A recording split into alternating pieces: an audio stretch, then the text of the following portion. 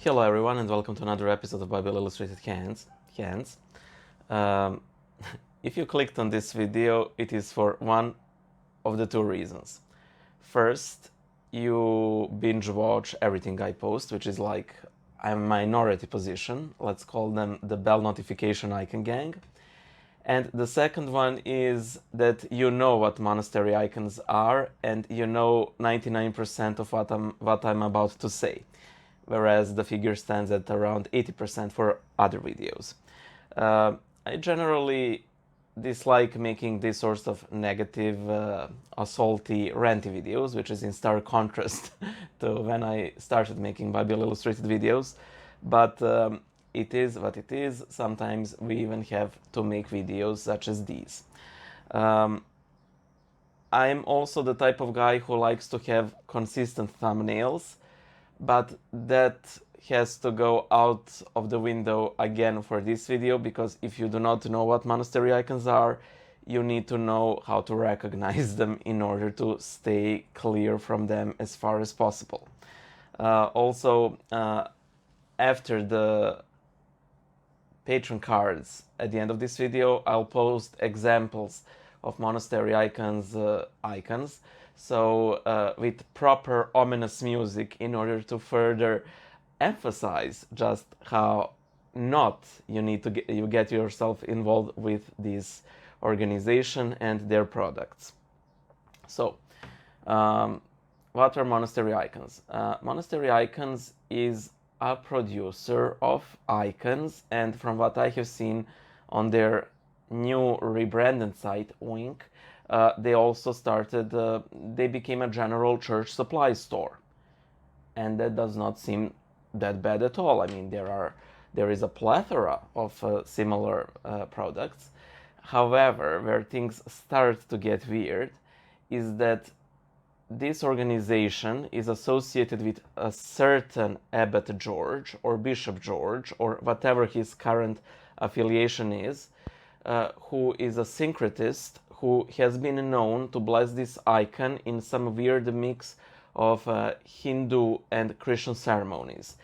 Or, to put it much more plainly Christian, it was blessed in Christian and black magic ceremonies. I mean, let's not mince words here. These icons are very popular. You will find them everywhere. People will use them as their avatars. People will obtain them by the truckload. You will find them in Christian stores, bookstores, church supplies stores, church supplies goods stores, church goods stores, and goods supply stores. However, I would prefer, and everybody else who knows about monastery icons, that this isn't so. By the way, if you go to their website, you will find no mention of this. Monastery icons controversy goes back like 20 years. In the description of this video, I will post some threads on some Orthodox and Eastern Catholic and Western Catholic, Western Rite Catholic, Latin Catholic forums who have investigated this at length, and there you will see in much more detail how everything messed up is in this instance. They have polished their website now, so you can't find trace of it. But yes, the address that the Monastery Icons uses is the same website that was used for this weird syncretic monastery of Christ the Light, or whatever its name is. So, what to do if you have already obtained an icon from Monastery Icons? I highly suggest you burn these, like destroy them, because I'm absolutely certain that these icons are extremely spiritually dangerous. If you have obtained an icon and there is some reason you don't want to destroy it, for example, you're extremely emotionally attached to it, it was gifted to you by someone that's no longer with you, or whatever the reason is, and this is the only time you will hear me say that this should be done, you must get this icon blessed. Like, do it. However, why I do think that destruction is preferable to blessing and consecration is because the continued existence of these icons, they have a very recognizable style, you know, and once you know what they are, you will start noticing them around. Only further cements their further production, because people like what is familiar to them, and when they see an icon in your icon corner and then they see it somewhere else, they might say, oh well, that person uses them, so it can't be that bad, you know. It is little things like that.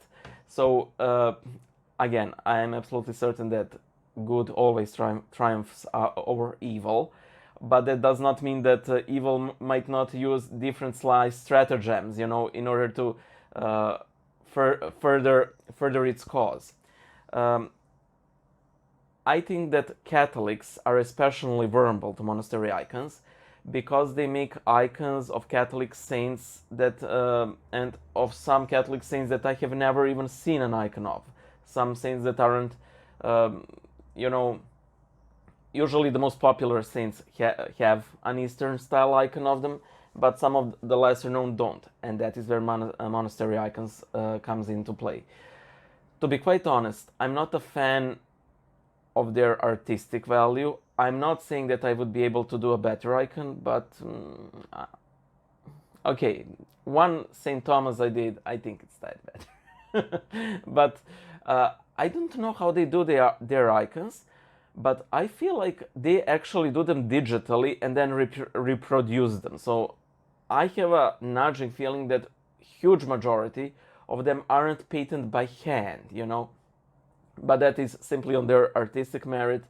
Artistic merit generally doesn't need to have anything to do with an icon's veracity, except for the fact that icon should be as beautiful as possible because it is a work of God. So yeah, and also because it is also probable that not all of them, not all of their icons aren't blessed in these ceremonies. They export such huge amount of them that it is very improbable that they have blessed each one and every of them, in the similar way that simply not every icon in an Orthodox store is blessed, because ain't nobody got time for that. Like, it will get blessed by whoever obtains it.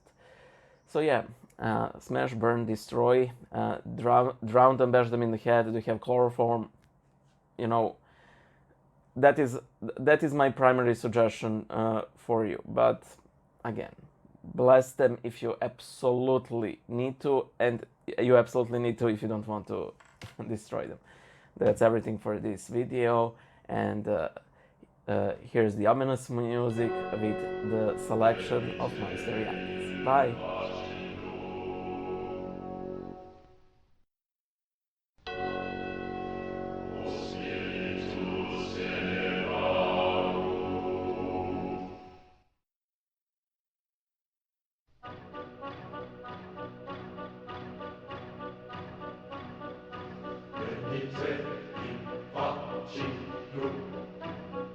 Spiritus Tenebratum, Manuele Asterote Jubero,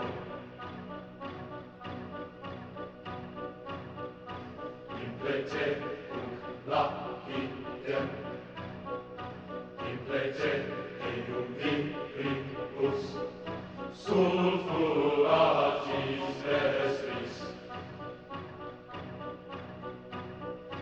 Consumite